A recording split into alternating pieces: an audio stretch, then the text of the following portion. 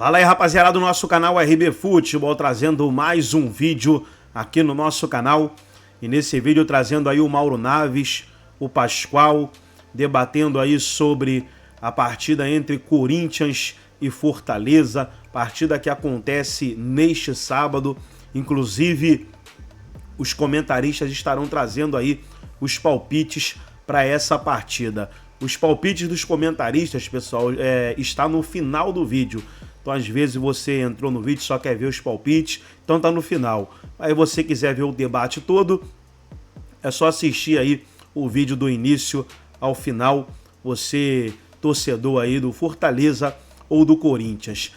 Quem ainda não é inscrito, se inscreva no canal, ativa o sininho das notificações para você não perder nada. Então vamos aí para esse debate e daqui a pouco nós estaremos de volta. Na Copa do Brasil, o Fortaleza fez um jogo duro num gramado ruim contra o Vasco da Gama. E aí, Zupa, o que dá para esperar dessa partida? O Fortaleza perdeu uma sacola de gols. Você vê perdeu muito gol. As duas equipes chegam para esse jogo depois de viverem semanas opostas, porque o Corinthians não jogou bem contra o América de Natal, pegou um ótimo gramado pela frente, lá na Arena das Dunas, porém venceu.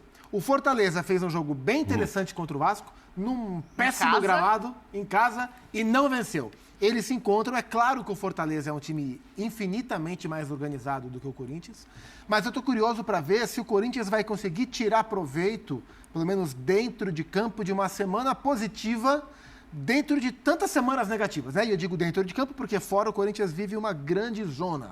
Às vezes até lá é mais organizado do que no Corinthians. Mas dentro de campo, o Corinthians vem de uma vitória impressionante contra o Fluminense, que é um jogo bem específico, né? Enfrentar o Fluminense é um jogo bem específico. Dificilmente a sua estratégia para ganhar do Fluminense você replica contra outros times, né? Porque é um time muito autoral. Eu tô curiosa para ver Fluminense e Galo, que a gente vai falar daqui a pouco também. Mas foi uma grande atuação do Corinthians e contra o América não foi uma boa atuação, mas venceu. O que é que essas duas vitórias vão trazer de anímico, de confiança, de um pouco mais de certeza para o Antônio fazer as suas escolhas contra um time que vem jogando bem, né? Vem jogando bem no Brasileiro, vem jogando bem na Copa Sul-Americana e jogou bem, embora não tenha vencido na Copa do Brasil. O Fortaleza, ele é mais confiável que o Corinthians, ele é mais time coletivamente, isso me parece inquestionável.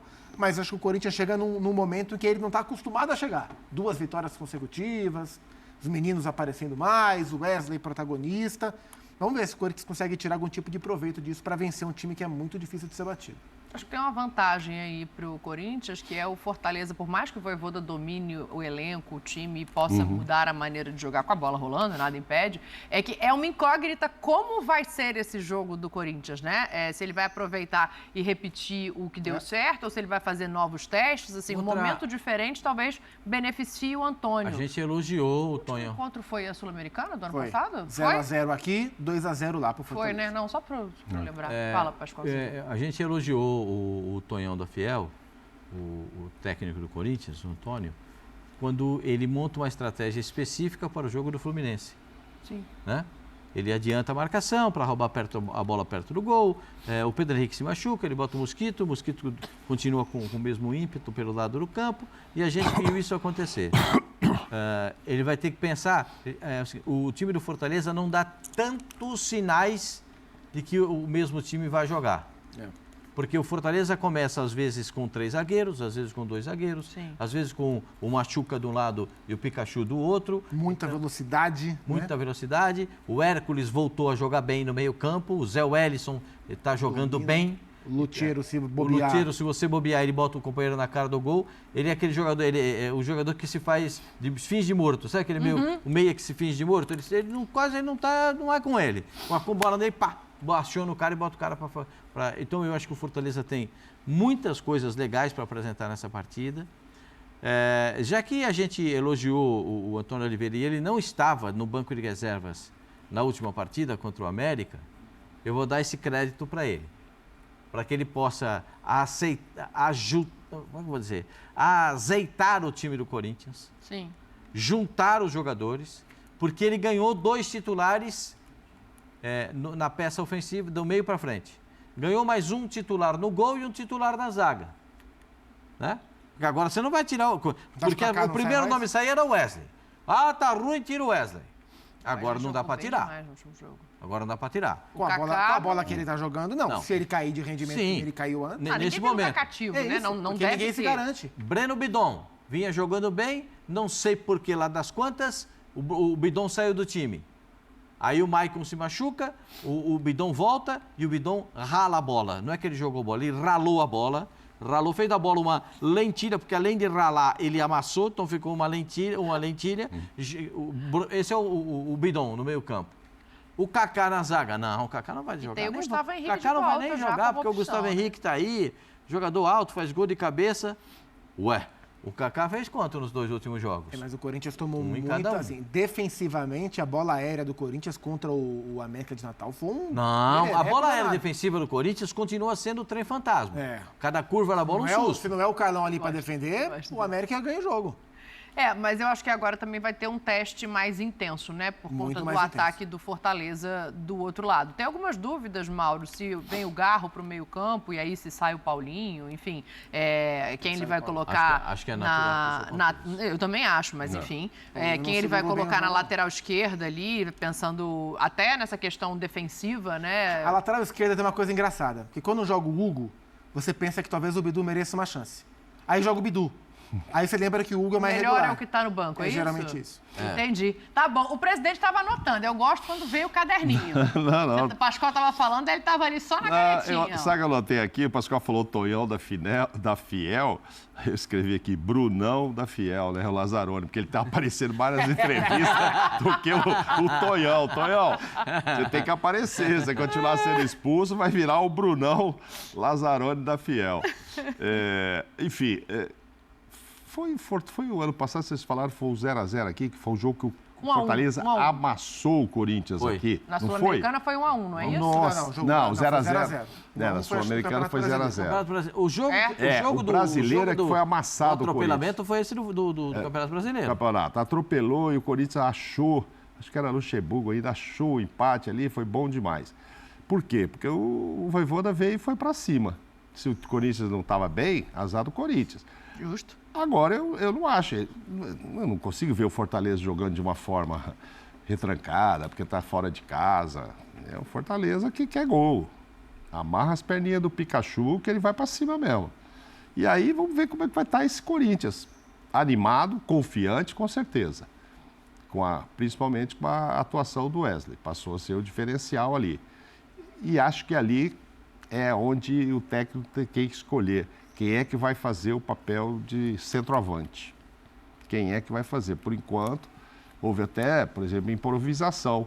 O Corinthians tem o Pedro Raul, tem o Yuri. Tá machucado? Sim. Aí o Romero tá jogando. E aí joga com o Romero, que não é centroavante. E olha que contra o América, em vários momentos do primeiro tempo, principalmente, o Paulinho, por dois motivos, né? Porque o Paulinho é um ótimo cabeceador e porque, infelizmente, o Paulinho tem menos intensidade para o meio campo hoje, né? Claro. Então, para jogar naquela função que o Paulinho sempre jogou, ele não está conseguindo 90 minutos. Ele deu uma de Renato Augusto, né? Se mandou ali para frente e aí tal. O Romero veio passear. Mas eu esperava isso, Pac. Tanto é que eu brinquei aqui, vai ser 1x0 Corinthians, gol do Paulinho. Ele está tentando fazer. Eu sabia que ele ia se mandar. Ele ia falar para os outros mais novos ali, era Ranieri e outro, segura aí, que não sou eu que vou organizar isso, não. Mas o time perde meio campo, né? Não, perde. Não, mas eu acho que ele sai. Eu acho que agora ele sai, né? Volta o Garro. A minha dúvida é entre o Romero e o... Quer dizer, entre o Mosquito e o Pedro Raul. Do lado direito ali, né? Que aí se vai Romero pro lado e Pedro Raul de 9, ou se ele mantém o trio dos 2 últimos jogos, o Wesley, o Romero e o Gustavo Mosquito. Essa a única dúvida que eu tenho pro time é essa. No mais, vamos ver como é que se desenha. A gente está vendo aí imagens justamente do jogo de volta. Sul-Americana, Castelão, né? Primeiro gol do Tinga, na primeiro gol do Pikachu, segundo gol do Tinga. É isso. Então, tá aí o último confronto. Deixa eu fazer um convite aqui para quem está assistindo a gente. Eu vou continuar falando de Corinthians. Você tem razão, a Sul-Americana foi 1x1. Sul-Americana foi 1x1, né? O 0x0 foi outro. 0x0 no Brasileiro, acho que é o contrário. Não, a gente tá vendo imagem. Esse é o da Sul-Americana. 0x0 na Sul-Americana. Esse é o jogo da Sul-Americana. Esse é o jogo de ida da Sul-Americana. Foi 0x0 e 2x0 da Sul-Americana. Mas enfim. Não é isso mais importante. Olhem a tabela na casa de vocês e vejam quem se confundiu. Deixa eu fazer um convite, a gente tá Olha, com essa recebi imagem uma aí. ordem aqui para falar que foi 1-1 e 2-0, pô. O editor rapaz. do meu programa falou, não discutam. 1-1 e 2-0. Então, está definido. Olha, o negócio é o seguinte, deixa eu fazer um convite aqui para você que está em São Paulo, aproveitando o gancho desse jogo, eu vou falar de Corinthians ainda, mas o Marcelo Paes, o CEO do Fortaleza, acabou de lançar em Fortaleza um livro chamado Da C a Libertadores, e vai haver um lançamento nesse domingo aqui em São Paulo também. Ele vai aproveitar a vinda para cá e vai fazer o lançamento do livro, então dá uma olhada nas redes sociais, eu vou postar na minha também, que eu acho que vale a pena, assim, é uma aula de gestão no futebol e é muito bom quando a gente pode olhar exemplos para que o futebol brasileiro melhore. Então, aí tem o Augusto Melo. Daqui a pouco tem placar. A gente não quis falar disso. O Augusto Melo fez um balanço destes meses de Corinthians. Como você avalia a gestão dele? Vamos ouvir o que ele diz. 4 meses de um trabalho fantástico, que possa ser que muita gente lá fora não tá entendendo, não está percebendo. Mas nós estamos aqui trabalhando dia e noite para que a gente possa tirar o Corinthians dessa situação. E não é em 4 meses que vai se resolver problemas de décadas. E nós estamos aí com um grupo, uma diretoria fantástica, todo mundo engajado em uma condição só, de fazer o Corinthians mais forte. Aí a declaração dele sobre a gestão até aqui. Eu me lembro muito, Pascoal, dos primeiros momentos, né, que ele veio, conversou aqui com a gente, falou da quantidade de reforços, prometeu contratações, falou um pouco mais do que precisaria, acabou se comprometendo um pouco mais. Claro que a gente não está no dia a dia do clube. Falou até da reunião com o Flamengo que não ia ter, mas falou que ia ter reunião e não teve reunião nenhuma. Esse bobear ia ter e não teve porque ele fala. Não sei, o futebol é complicado, eu vou jogar pra banda de lá, ó, que eu não quero falar disso. Não teve porque ele falou aqui que... Não sei. Eu tô só conjecturando ideias aqui na minha cabeça. Não, eu quero te ouvir sobre a declaração. Porque só falta eu ver cachorro voar. E a do resto eu já saída vi do o Rubão, né, que é um O Corinthians gastou mais de 140 milhões para montar esse time. Não é barato esse time. É a terceira maior folha de pagamento do futebol brasileiro. Não é barato esse time. Não é barato. O Corinthians tem 2 jogadores que ganham 2 milhões por mês. 2 jogadores só. Cada um ganha 2 milhões. Então, não é barato. É um time caro para estar numa situação de que a gente vive contestando aqui o que é feito no Corinthians. O Corinthians contratou alguns jogadores e que a gente discute a qualidade desses jogadores. Né?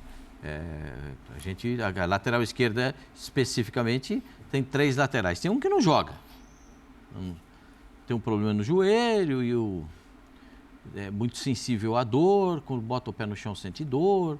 O Palácio, tá falando? Assim, a dor, cada um tem um limite da dor. Você carrega a dor até um certo limite. Isso é individual de cada pessoa. Claro. Né? Tem jogador que suporta a dor até aqueles instantes mais duros, mas tem jogador que não suporta uma pequena dor. É individual. Lateral esquerdo é um problema. O Corinthians fica carente em algumas posições. O centroavante do Corinthians é uma discussão eterna, né? Porque o Yuri Alberto, quando entra, o pessoal que é o Pedro Raul, que quando o Pedro Raul joga, aí querem que o Romero seja o centroavante, e o Romero não é centroavante. O Romero, na verdade, ele salva o Corinthians em muitos momentos, né? Se o Corinthians estiver em dificuldade, quem vai salvar o Corinthians é o Romero. Você tem a certeza disso. Então, o Corinthians está passando por um momento de uma grande transição. O dia do fim do mundo não chegou ainda. O dia do fim do mundo é dia 6, né? Que o presidente do Corinthians promete.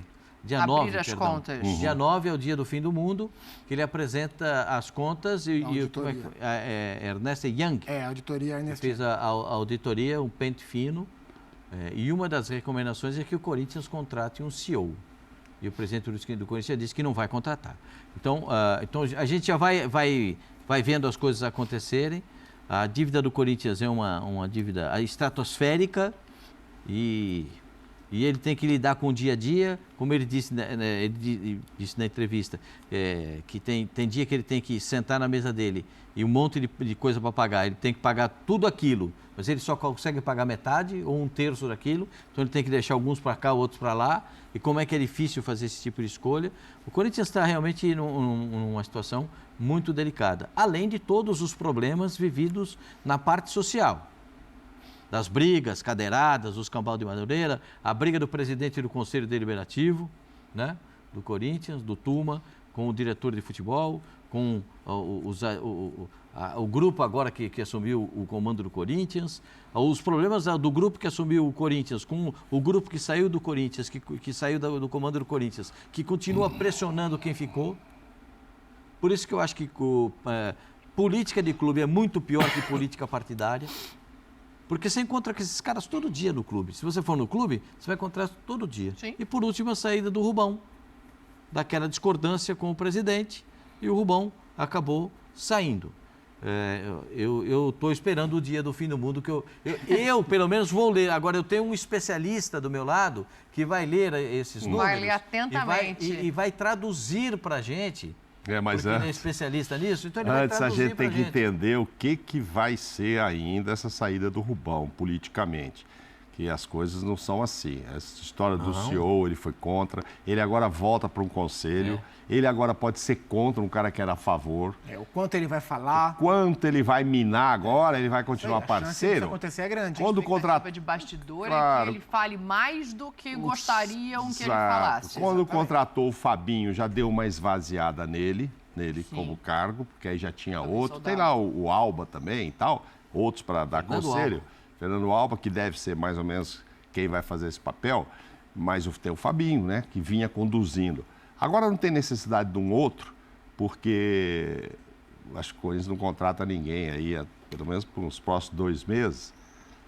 Se tiver juízo, não contrata pelos próximos 8, 10, 2 anos, mas enfim. Porque vai apresentar as contas e vai fazer mais uma, né? Pega mais molecada eu e tô curioso tudo. para saber o que é que ele entende por um trabalho fantástico. Porque quando ele fala que não dá para resolver os problemas de décadas em 4 meses, ninguém esperava que ele resolvesse os problemas de décadas em 4 meses. O que as pessoas não esperavam é que o Corinthians vivesse os problemas novos que viveu nos 4 meses. Sim. Então não é tapar os buracos das gestões anteriores, não é esse o ponto. E sim a quantidade de complicações e de erros, equívocos de gestão que o Corinthians criou a partir dessa diretoria, né? Então a gente está falando, tirando fora o extracampo, né? Olhando para a administração.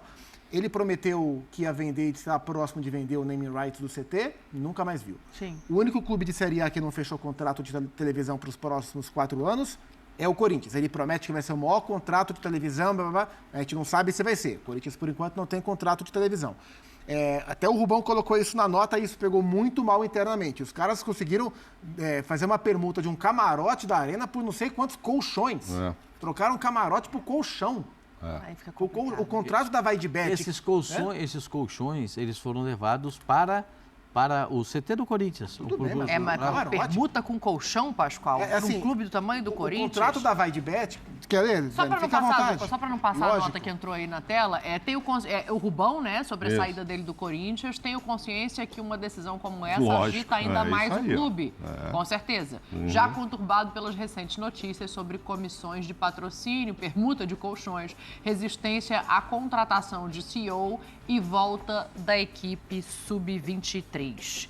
Aliás, nunca deixei de questionar questões como essas, o que não deve ter agradado algumas pessoas. O contrato da Vaidbet, em números absolutos, é o maior contrato da história do futebol brasileiro. Isso tem que ser comemorado. Claro. Mas aí não se sabia que o Corinthians ia pagar a rescisão do contrato anterior. 40 milhões, Ele uma disse coisa que não, grande, né? Sim. Se achava que... Ele dizia que não tinha... Começa com 10 milhões e termina com 40. A conversa... Não, esses 10 milhões nós vamos pagar. E termina com 40. Ele dizia internamente que o contrato foi fechado entre Corinthians e Vaidbet direto, agora pintou um intermediário ligado ao diretor de marketing, a eles todos. Em 4 meses de gestão, ele mandou embora o técnico, mandou embora o diretor de comunicação que ele tinha acabado de empossar e agora mandou embora o diretor de futebol, que saiu trocando farpas publicamente com o diretor do conselho, com o presidente do conselho. Dentro de campo, o Corinthians perdeu o Lucas Veríssimo, que estava com o contrato na mão, perdeu o Matias Rojas, que não estava jogando nada, mas pode gerar um passivo gigantesco para o clube. Sim. Teve todo o amadorismo flagrante do caso Mateuzinho, foi eliminado de maneira precoce no Campeonato Paulista, começou mal o Campeonato Brasileiro, na Copa Sul-Americana só ganhou do Nacional, que é o pior time do futebol paraguaio, sofreu para ganhar do América de Natal na Copa do Brasil. Pô, fala alguma coisa boa aí, o Corinthians está deprimido. Dentro e fora de campo, ninguém me dizer que foi fantástico. Foram 4 meses fantásticos. É, fantástico. Ninguém esperava que fosse fácil. Espera um pouquinho. Fácil não seria. Agora, fantásticos? Tinha um desenho quando eu era Olha lá. pequena que chamava o Fantástico Mundo de Bob. Era bom, E aí, eu adorava quando esse vem uma declaração dessa, ela acaba pesando um pouco, né? Porque a realidade está desconectada da palavra fantástico nesse momento, embora haja também coisas positivas para se olhar. Ninguém Mas só também erra vou dizer pra ou senhora, só se acerta. ele não achar que tá bom, quem é que sabe vai o que você vai achar? me dizer? Fala, né? Não Sabe o que você fala. vai me dizer? Ah. O placar de Corinthians e Fortaleza, que eu não esqueci, não. Eita, aí veio, Agora? hein? Ele não estava preparado para isso. Ah, eu tenho que preparar pra você. Aquele dia, como é que você falou? Deixa eu passar, deixa eu por último. 1-0 Fortaleza. 1-0 Fortaleza. Gustavo Zupac. 1-0 Corinthians. 1-0 Corinthians, ainda sem tomar gols na É verdade. Neoquímica Arena, né? Não tomou contra o Fluminense e o o jogo Atlético Mineiro anterior, Atlético Mineiro também não tomou 0-0. Mas se o trabalho é fantástico, 1-0 Corinthians. Ih, Pascoal, eu vou junto com você nessa. 1-0 Fortaleza na Neoquímica Arena. Ah, eu tenho A que levar, a gente ver tem que levar em consideração será? que o Corinthians é um time que não está pronto, contra Sim. um time completamente pronto. Contra um time que tem e modelos e que diferentes, tudo, todos E se o prontos. treinador quiser mudar a função tática, o Pikachu volta para ser lateral direito, se quiser botar um centroavante fixo, ele tem, um centroavante móvel, ele tem, quiser botar um meia para chegada, ele tem, 2 volantes de marcação, ele pode jogar com 3 zagueiros, todo mundo sabe das variações táticas do time do Fortaleza, mas qual é a variação que ele vai botar nesse jogo, a gente não Aí sabe. não dá para saber. E nem o treinador adversário. Mas cada jogador sabe o que tem que fazer em cada uma dessas variações, né? Isso que é interessante da gente avaliar. Galo e Fluminense, tem Bragantino e Flamengo. Tudo isso é assunto aqui depois do intervalo, jogo em... Então tá aí, pessoal, foi o debate e os palpites dos comentaristas aí para a partida entre Fortaleza e Corinthians, partida na Neoquímica Arena neste sábado. Deixa também nos comentários aí os seus palpites, participa com a gente. Gostou do vídeo? Deixa o seu like, se inscreva no canal, ativa o sininho das notificações. Forte abraço a todos e até o nosso próximo vídeo aqui no nosso canal RB Futebol.